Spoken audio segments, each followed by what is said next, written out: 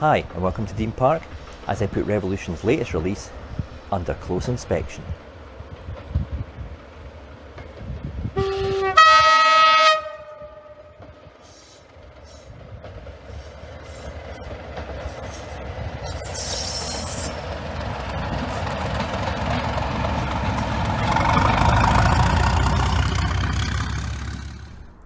(975.025) Caroline was originally the Southern Region General Manager's saloon and is an inspection saloon for rail inspection duties on the railway network in Great Britain. These vehicles, originally built in 1958 at Eastleigh Works, are the type AZA trailer restaurant buffet cars for British Rail's Class 203 diesel-electric multiple units. These Hastings units had a narrow body profile for working through tunnels on the Hastings line. Network Rail acquired 975.025 from FM Rail in 2008 and refurbished parts of the interior along with changes to the cab ends with the removal of the SR 27-way jumper cables and head code boxes, plus the addition of new Y-Pack style head and tail lights. Revolution have produced several tooling variants to cover this type of vehicle throughout its use on the rail network. It's also available in BR Blue Grey and Network South East liveries. Among the features are a highly detailed lit interior, working footstep lights, directional lighting and spotlights. We also have kinematic couplers, an era-specific driver's desk and separately fitted chairs inside. So, has Revolution managed to accurately recreate the real vehicle in 00 gauge? Well, let's find out.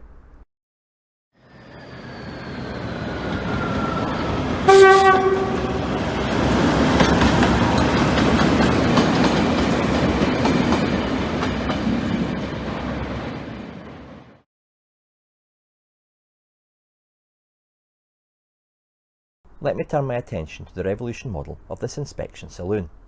First off, the packaging is impressive, it's robust and it's not too big. It's similar in size to say a coach from the likes of Bachmann. Inside the box there's also a small glossy printed user manual and instructions with a comprehensive parts list, instructions on how to fit added detail, as well as an interesting read detailing the history of the coach and its uses over the decades. The manual also gives an example of consist in which the train would have operated in over its service life. That makes it easy to put together an accurate train using a range of locomotives from numerous manufacturers. Current day modellers running the Caroline version can choose from DRS, Colas or Network Rail liveried Class 37s from both Accurascale and Bachmann. The model is presented in a convincing shade of Brunswick green as painted by Network Rail in 2015, where it's used for track inspections and VIP tours. The coverage is good with a nice satin sheen to it, although it does show up fingerprints quite easily, so handle with care. Printed Caroline nameplates are present, with etched examples supplied to fit if so desired. The roof is not only well detailed, with the correct configurations of roof vents and horns, but it's also presented in a flawless grey finish. The orange cantrail stripe is superbly applied along the moulded rain strip and the ends of the saloon. Looking at the side of the coach, it pulls off the vertical look of the prototype with its slab-sided bodywork. There's also separately fitted door grab rails which are nicely picked out in silver. These are perfectly fitted with no signs of glue. The window frames are detailed with a row of screw patterns all around, with internal window framing being super fine and neatly fitted. Curtains adorn the inside of the coaches. These are convincingly printed onto the back of the glazing. It would have been incredible to have real material curtains in there, but this would certainly have looked overscale and would certainly have pushed the price further than the £159 asking price. The bodyside steps fitted to the sole bar and underframe have a clean yellow edge printed on them, and the underframe details themselves are superbly recreated on this model, with a host of separately fitted and moulded details. Everything appears to be where it should be, and I really like how the smallest of details have been considered, including the detail inside the battery boxes. If only we ran our layouts on mirrored glass, we'd have a chance to enjoy all the underframe details that manufacturers are adding there these days. The side steps are a bit wonky in this example, but nothing that is a major concern. The underside also has a switch panel for lighting control for DC users. This is tiny however, and I'd recommend caution when using this. You don't want to damage nearby underframe detailing. Finally, this model incorporates working sole bar footstep lights. I'm keen to see these in action during the test, so stay tuned for that. The bogies are faithfully recreated on this model and look to be a one-piece moulded construction, with additional cabling etc. being added as appropriate. The painted parts are neatly picked out in yellow, white and green as required. My only concern in this area is the delicate detail added to two of the bogies. While nice to have, watch not to break these by turning the coach into a sharp radius at speed. The parts do flex, but just be careful. Finally, the coach looks to be sitting a little too high on its bogies. I suspect this is something to do with the shims being fitted to allow it to navigate tighter radius curves. These shims can be removed if required. I'll look to do this for parts of the test and to see if it improves the ride height of this vehicle. Moving to the ends of the coach, and I'm greeted with a busy layout of glazing, lighting and separately fitted detail. First off, the glazing looks impressively thin and affords you a great view of the detailed interior. The wipers appear to be etched parts and feel robust. It's from this end that you really get a sense of the narrow Hastings body profile used on this inspection saloon. The design allowed it to travel almost anywhere. The profile makes it look a little ungainly, but I like it. The head and tail light clusters are neatly done, with the correct configuration for this network railed eared coach. Above the large windows is a trio of searchlights, with the centre one being housed in this large rectangular cover, and these searchlights prove particularly useful for tunnel inspections. A moulded lamp iron is picked out in white, and a rubbing plate sits between two oval sprung buffers. There isn't a lot of horizontal movement in these springs. It hardly seems worth the effort on coaches such as this. There's a kinematic coupler with an NEM pocket fitted at the end. However, movement of the tension lock coupler is being partly filled by the orange jumper cables. One end has a Buckeye coupler fitted neatly and even pivots up and down. That's a nice touch, and similar to that found on Hornby's new Class 91 locos. The inspection saloon comes with a comprehensive bag of pipework and other details that can be added to further enhance the ends of the vehicle. These will foul the coupler, so only fit it at the ends that are not going to be coupled up to another vehicle. A black and white exploded diagram is provided in the user manual to help you position these correctly. Removing the body reveals a detailed interior, as can be seen from these images. Great care has been taken with the separately fitted parts, such as the painted seats, tables and bulkheads. Warning signs are also finely printed. Revolution really have thrown everything at this, including the kitchen sink. You may wish to fit crew and VIPs to the interior, and I'd recommend the likes of Model U or fine scale figures for this job. However, you will need figures with some leg detail, as you can see these through the window. The internal lighting is formed as part of a one-piece board that is screwed to the roof of the coach. This is also where the 21-pin decoder is fitted. A Dapple Imperium 1 does the job here. Fitting is fairly straightforward, but on this example, this panel was flexing and creaking a little more than I wanted it to when trying to remove the blanking plate, so just take care not to break anything when doing this task. Right, now it's time for the fun bit, the test. I'll be testing this around the layout, running with a new Bachmann Colas 37 in deluxe trim. This is on loan, and as requested, I've upgraded the small speaker to a 20x20mm square speaker, and this really does improve the sound. Okay, it's not quite a Cura thrash, but it's not far off.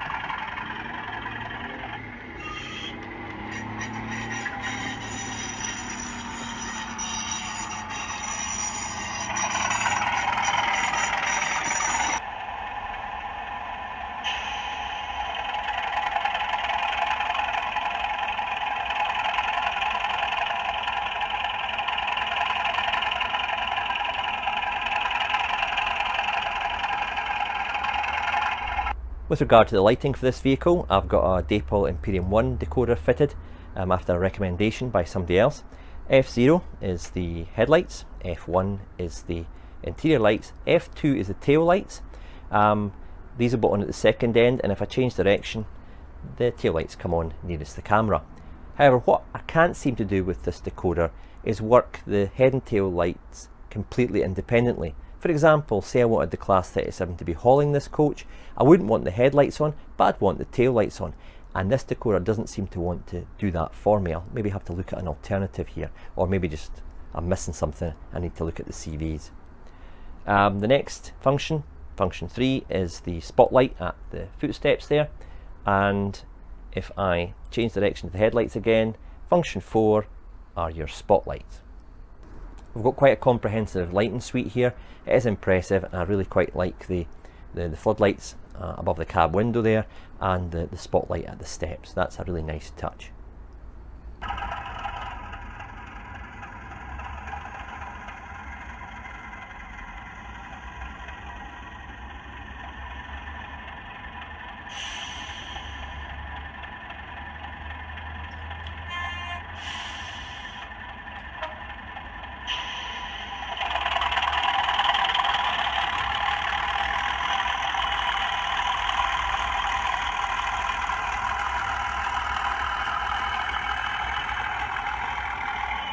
Looking at the height of the coach sitting here just now with the Class 37, it is sitting a little bit higher than it should. It shouldn't sit as high, or indeed higher, than the roofline of the Class 37. So I'm going to remove the shims from the bogies to see if this improves the ride height. Okay, what I did there was I took the bogies off and removed this very small clear washer from in between the bogies and the coach, and it's not really made a massive difference to the ride height of the coach itself. I still feel it's sitting a little bit too high, so what I'm going to do, and before I report back on my verdict, I'm going to measure the height of the coach from the railhead to the tips of the roof domes there, and kind of see what it's looking like with regard to real life and 1 to 76 scale.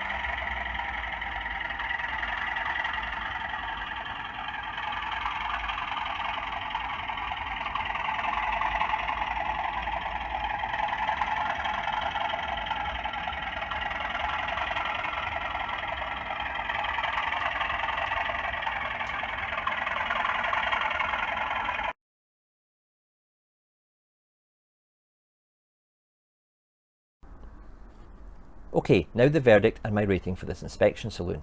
First off, I have to report that it ran well during the test. The increased ride height is exposed when sitting next to the Class 37, and that's even with the shims removed.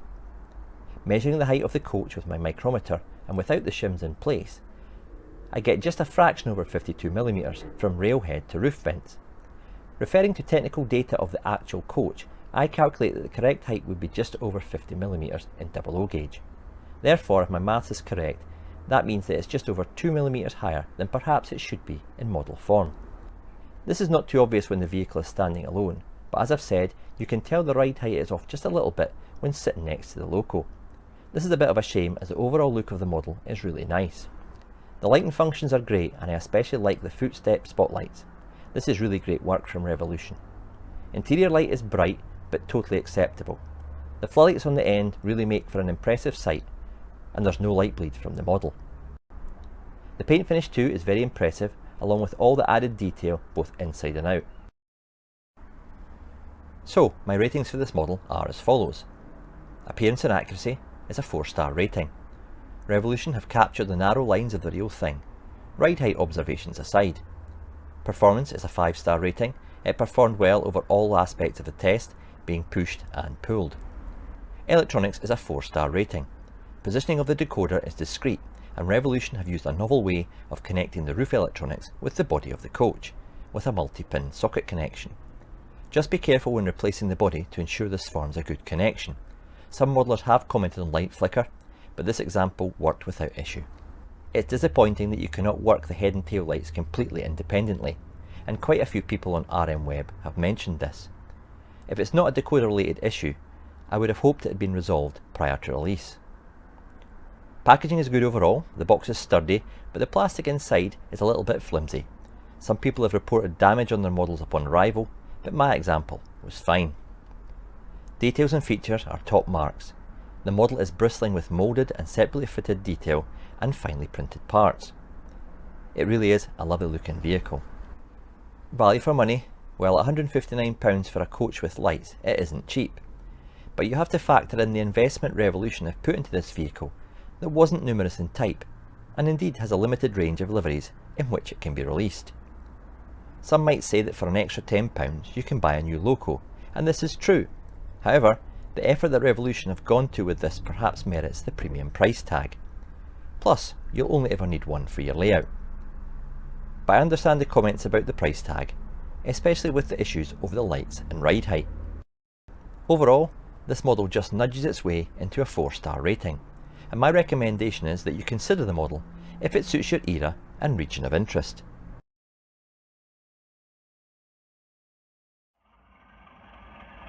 Well, I hope you enjoyed that review. If you have any feedback or comments about what I've said, please get in touch by posting those in the comment section below.